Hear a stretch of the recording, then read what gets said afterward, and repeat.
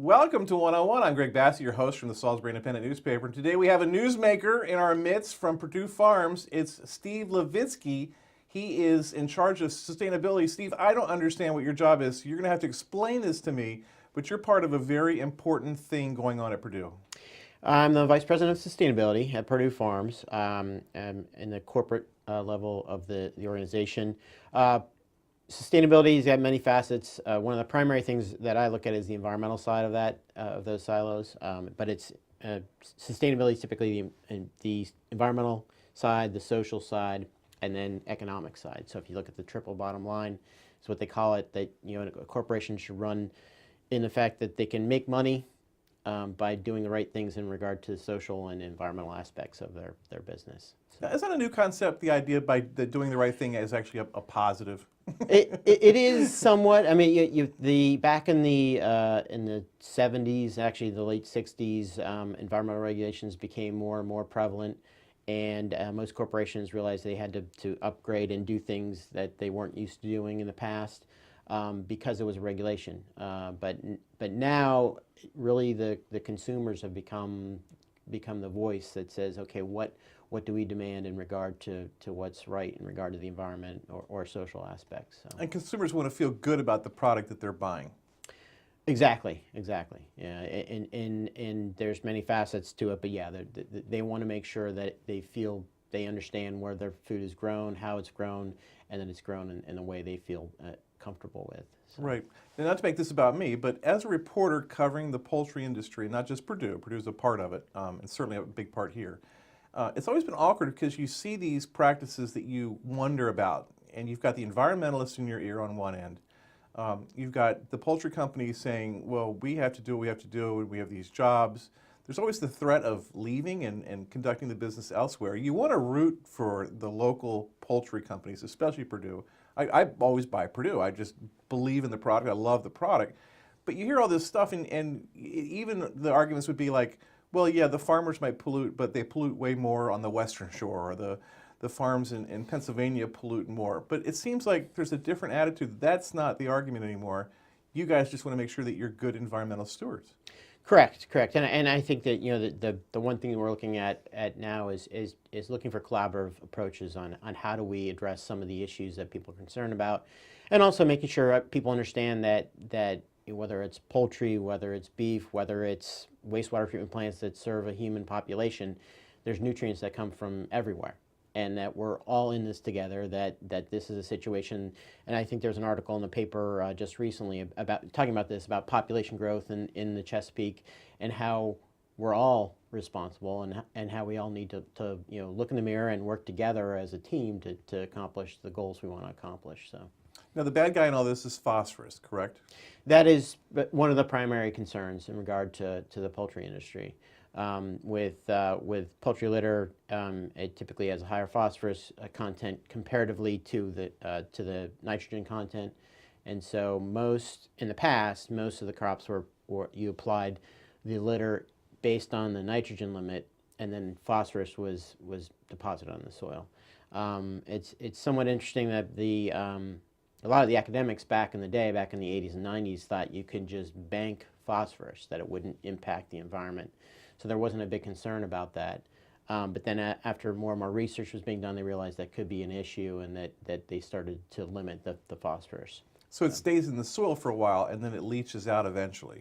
The potential is that it might run off. It's not so much a leaching into the groundwater, but more so into potentially run off into the streams. Nitrogen is more a concern of going to groundwater. So. Right. So nitrogen's the other bad guy. Yes. Okay. Yes. So both nutrients have their own issues, and really at the end of the day, it's trying to find the right amount of nutrients to put in the right place at the right time. Right.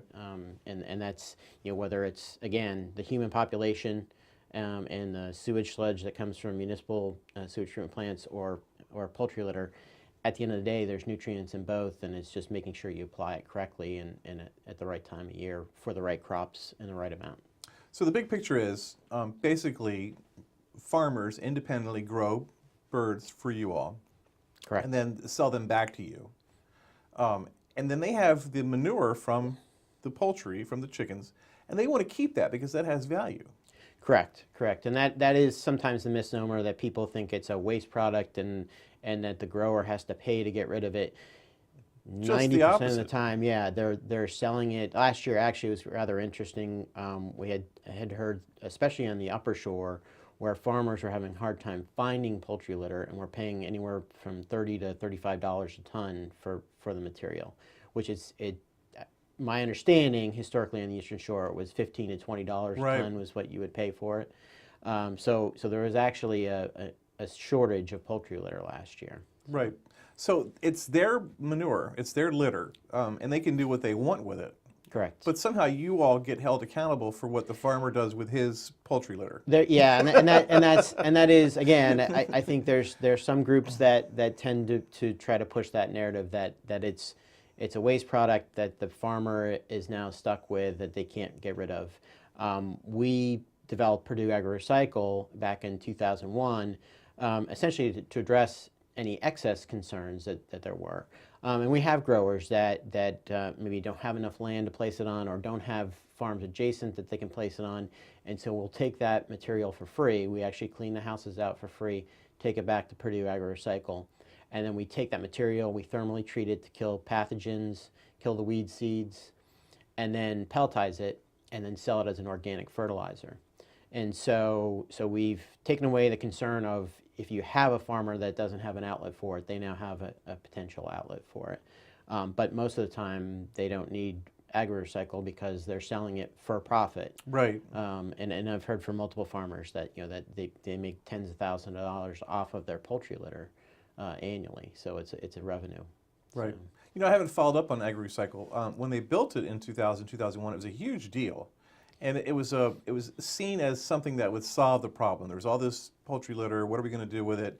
It was in the middle of the crisis where we had the something in the water. The Pfiesteria. Pfiesteria craze, and everyone was all excited about that. So it was kind of a reaction to that situation.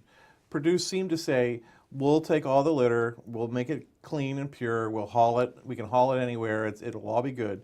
But then there was value in the litter, and the farmers didn't necessarily want Purdue to have it. Correct, and that's I think especially when chemical fertilizers are high cost, the poultry litter Right. becomes even more valuable. But yeah, I think overall, I mean, it's been a great facility for those situations where we have farmers that don't have an outlet for it, an easy outlet for it, or they just don't want to deal with it.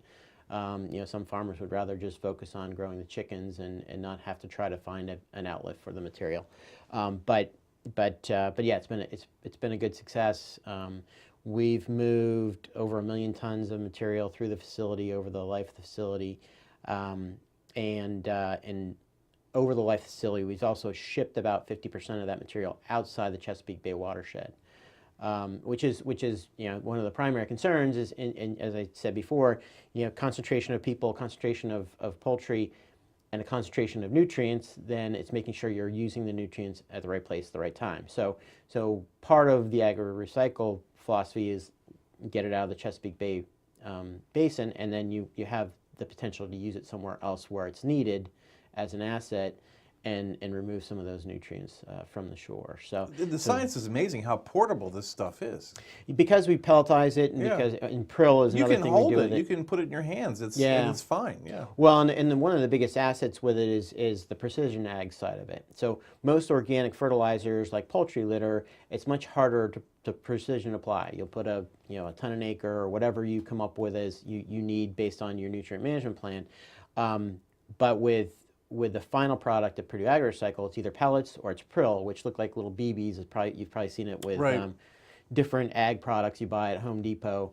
That type of material can be precisely applied to the land. So we have clients. One of the big clients we have is actually a organic sugar cane grower, and they have some pretty amazing precision ag work they do. And they love it because they can apply exactly the amount of N and P they need on that crop at the right time. Wow. And so instead of applying a large quantity of just litter as a whole, they have the ability to precision, apply it to their crops. So that's the other positive with the material. So. You just sent out a little sort of opinion piece recently. We ran it in the paper. I got good feedback. I really enjoyed it. Talk about what your point was in this column about some of the tensions and what you guys are doing to try to deal with that. Well, I worked previously on the Western Shore in Pennsylvania and came over to the Eastern Shore, and part of the process at Purdue was looking at, okay, how can we better work with people, be more collaborative in this approach, and try to find a solution, for some of these issues instead of just pointing fingers back and forth. And so our process with that, and my process with that, was to try to reach out to different environmentalists and talk with them and understand, and you're really reaching out to the stakeholder and engaging stakeholders and make sure we understand what their concerns are, and them educating us and us educating them. A lot of times we would have situations where we would take an environmental group to a farm, into a house, and they would learn. They would be shocked about what they thought was the case at the farm and what actually occurs at the farm. So part of it's education, and then part of it's educating us of what they think is a big issue and what the concerns are. And then with that, usually you can find some solutions that make sense. When you're both educated and you're talking, it's much better than just pointing fingers at each other and then walking away. So that's the big approach that we're attempting now, and trying to build those relationships and work collaboratively with people. So. And what are their concerns?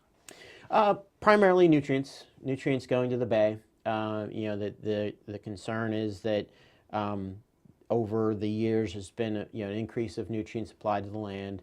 If you look at the green revolution back in the 50s and 60s, fertilizer became a realization that as you apply more fertilizer, you get a higher yields.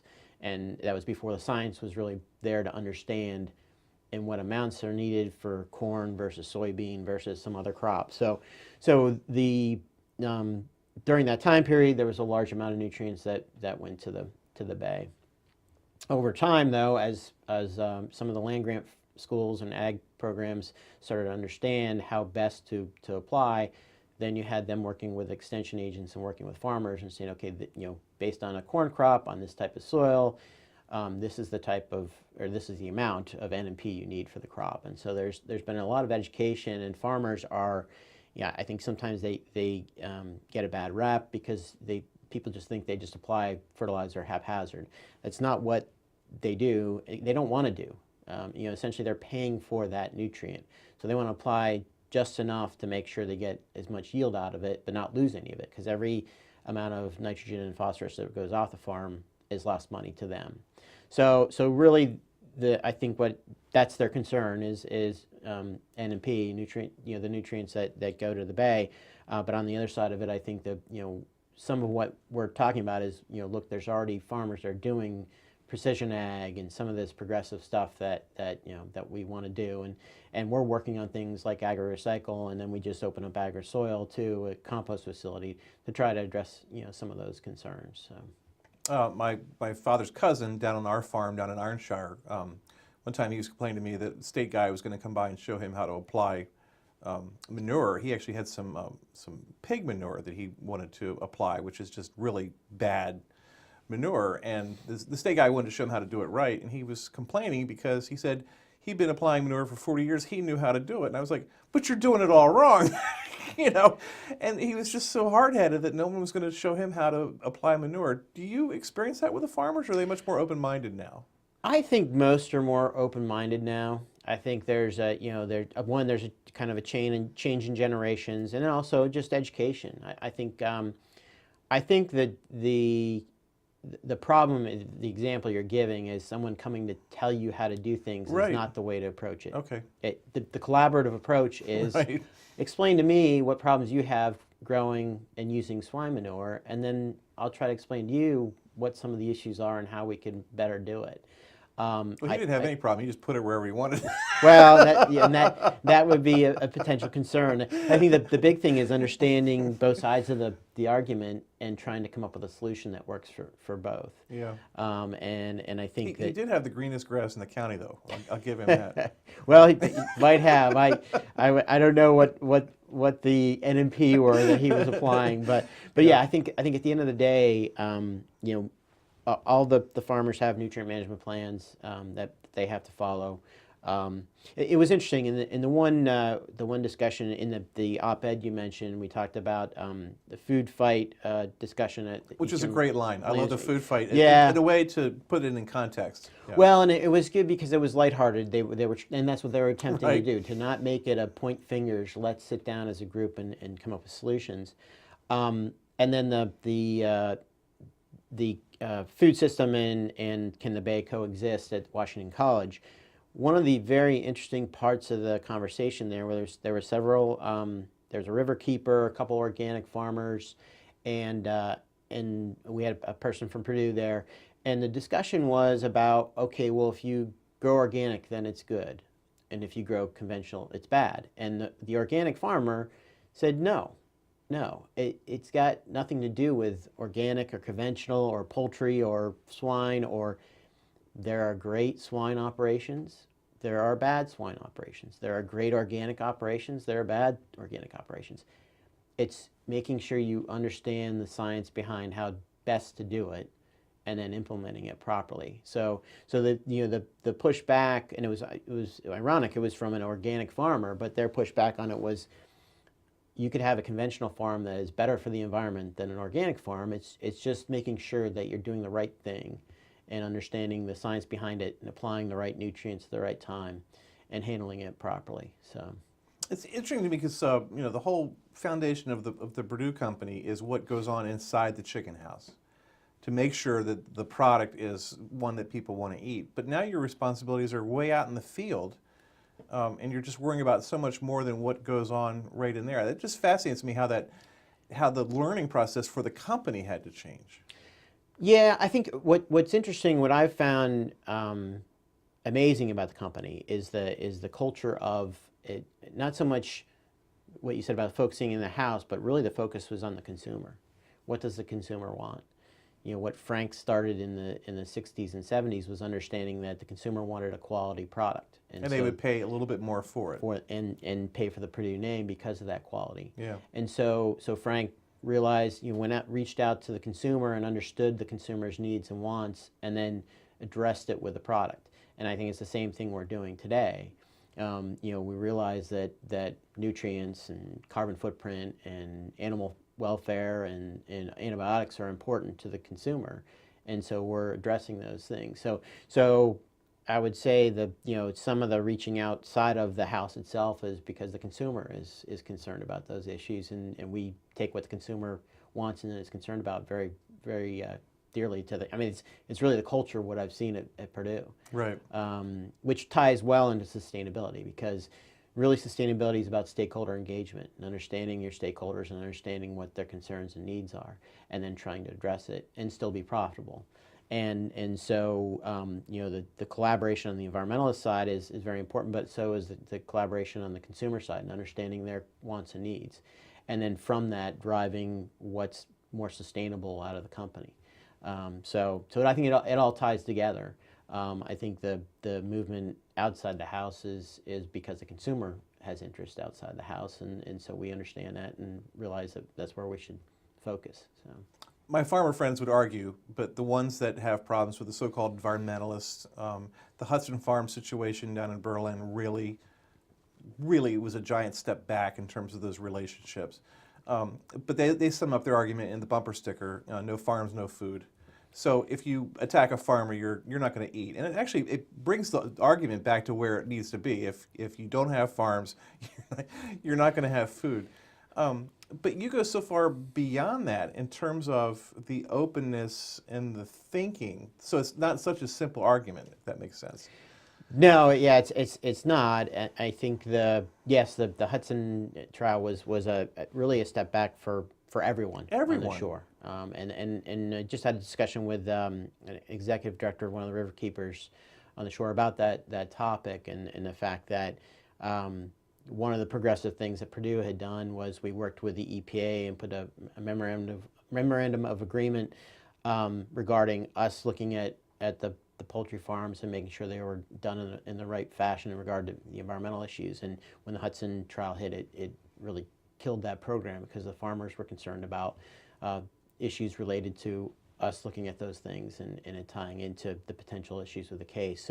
So it was a step back. But at the end of the day, the discussion about the farmer is a very important one.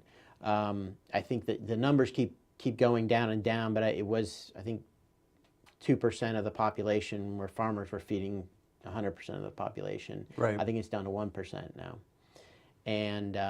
And people tend to complain about some of these issues, but then don't think about the family farms that are out there that are feeding them, that put food on the table every day.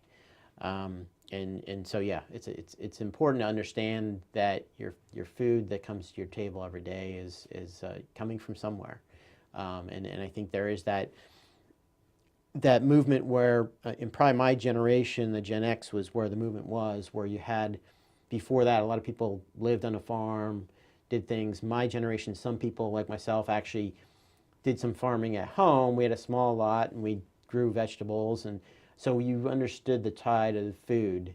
And then my son's generation, with the millennials, are so detached from that, that they need to understand that you need farmers, you need to grow food, and in order to survive, and obviously it's an important aspect. So. Right, and that's where I wanted to get with the bumper sticker thing, because you're someone who's trained so deeply in the environmental world, but you understand the need for the corporate entity.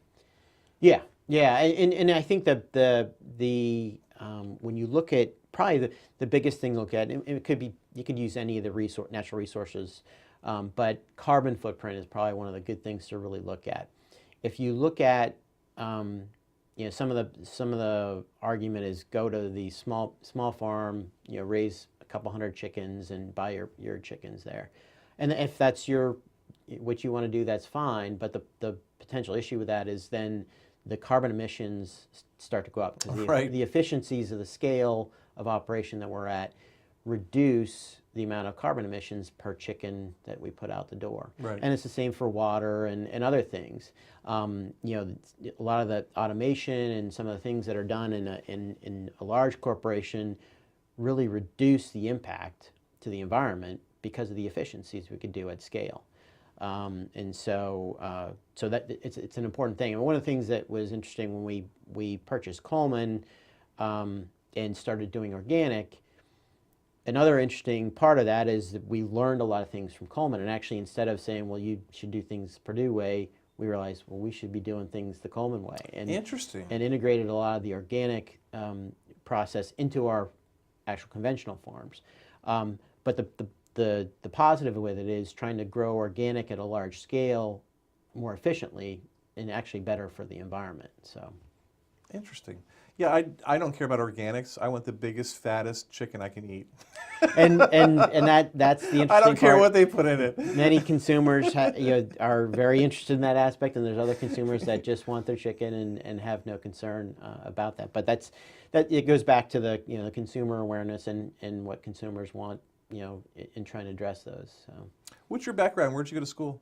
I went to Penn State. I've got 2 degrees from Penn State and almost a third one. I have an environmental resource management degree there, almost a master's in soil science, and then a master's in business administration.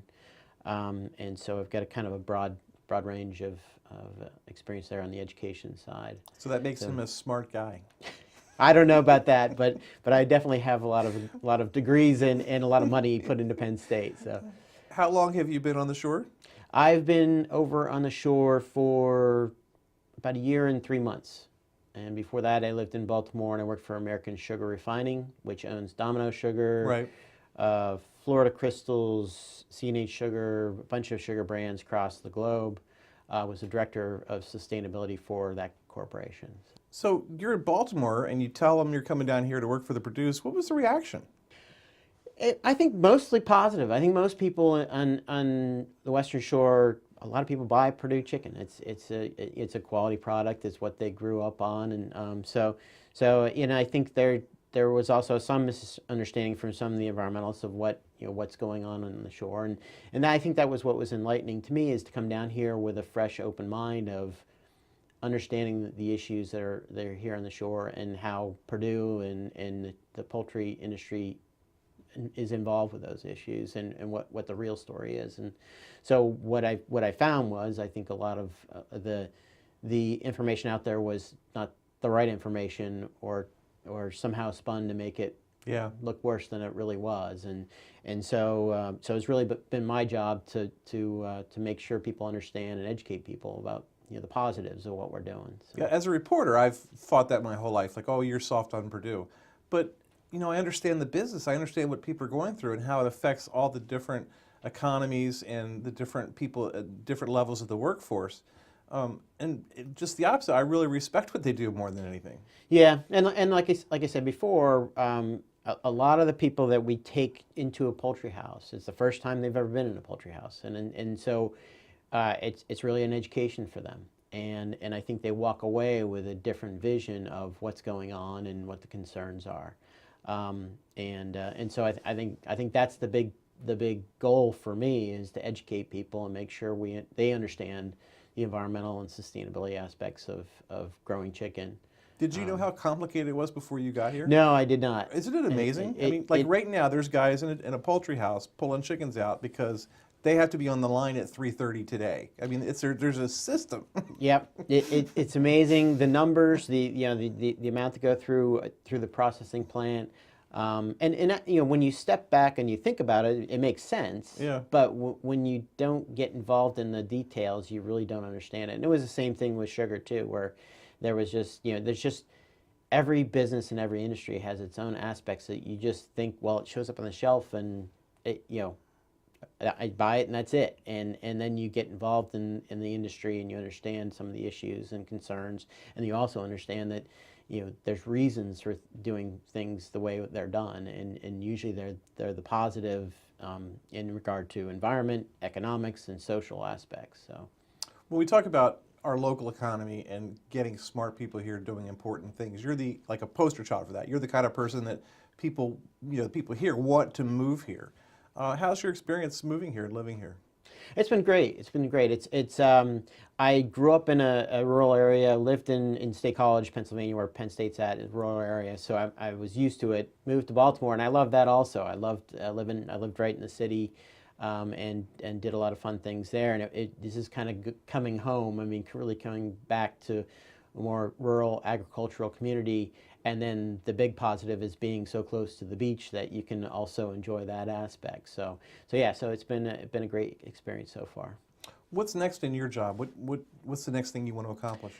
Well, we're setting goals right now for water reduction, waste reduction. We also already have done some great things on the waste side. I think probably 3-4 years ago, recycling rate, we were around 28-30%, and we're now over 60%. But my push is to get to zero waste to landfill. So we're going to implement some things there.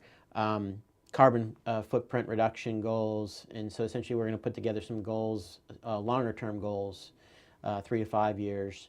And I'm just trying to crunch the numbers now and try to work with operations and figure out what we think we can reach, and then put together a plan on that.